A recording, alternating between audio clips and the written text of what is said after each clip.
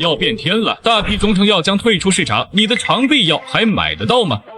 一款年销售额2000万元的中成药，补齐安全数据3年就要花2000万，比赚的还多。中小药企老板们夜不能寐。尚不明确这3个字曾是中国中成药说明书上最常见的免责金牌，但到了2026年7月1日，它将变成价值数千亿市场的生死判官。听财阀一席话，如听一席话。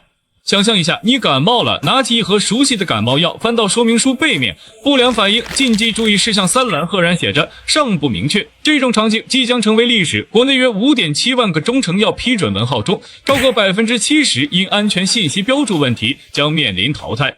这场监管风暴背后的逻辑很简单，要么说清楚，要么退出市场。事情要从2023年7月1日说起。那天，中药注册管理专门规定正式实施，其中第75条被称为中成药生死条款。条款规定，自实施满3年起，即2026年7月1日，说明书禁忌、不良反应、注意事项任意一项仍标注尚不明确的中成药，再注册申请将不予通过。国家药监局给了企业3年过渡期，如今只剩下最后半年。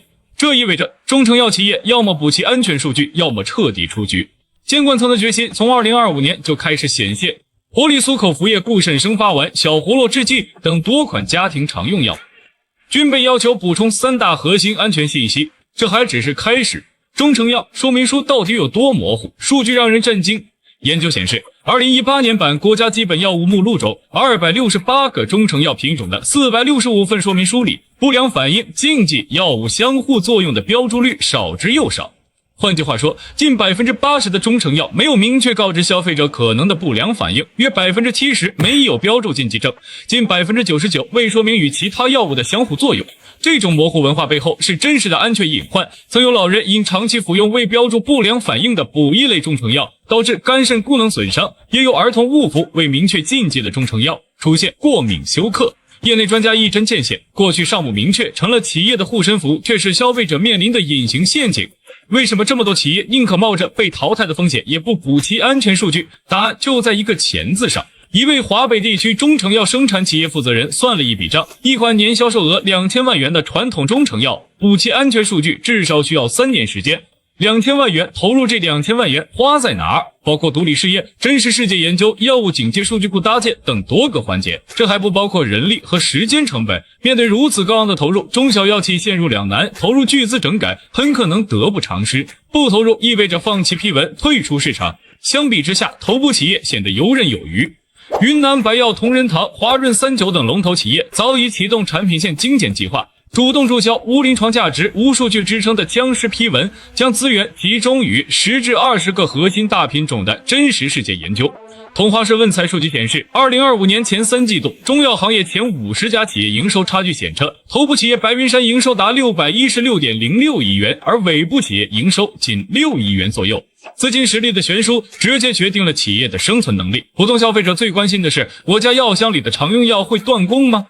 答案是有退有进，优胜劣汰。此次退市的主要是临床价值不明确、有更好替代品的老品种，而非整个中成药品类。新版医保目录已纳入1396种中成药，覆盖内科、妇科、肿瘤等多个领域。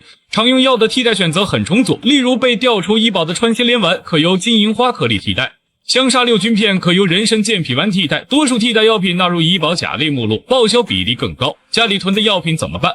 只要在有效期内可以正常使用，但若发现说明书仍有尚不明确的标注，建议咨询医生更换替代品种。淘汰糊涂药的本质是让药的价值和价格相匹配，以后只有那些疗效确切、安全性说得清的药才有资格卖高价，医保也才愿意为它买单，这对咱们是好事。国家现在做的就是在全国范围内帮你做这件事，把那些疗效不确切却可能卖得很贵的水分药挤出去。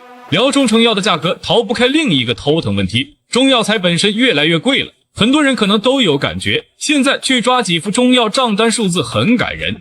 从酸枣仁、当归到蝉蜕、白术，不少药材价格都在历史高位徘徊。有药店的复方枣仁胶囊，从几年前的40-50元涨到了现在的80甚至150元。六味地黄丸的价格也在5年里翻了一番。为啥这么贵？原因挺复杂，种植成本高了，人工肥料啥都涨价，药农种地的成本自然水涨船高。中间商太多，一棵草变成你手里的药，要经过药农、贩子、批发商、药厂、药店。每赚一到手就加一次价，有人炒药材，有些游资把中药材当股票炒，囤积居奇，低买高卖，进一步推高了价格。国家也正在想办法对付这个高价怪圈，比如打击炒作，鼓励大药厂直接去产地建基地，减少中间环节，让大家吃上更透明、更实惠的药。这场看似残酷的淘汰赛，最终受益的是每一位消费者。当我们能清晰地知道每种药的禁忌、不良反应和注意事项，用药才会真正安心。大浪淘沙，始见金。这场中成药大洗牌不是中医药的冬天，而是高质量春天的开始。关注财阀，带你吃瓜市看财经。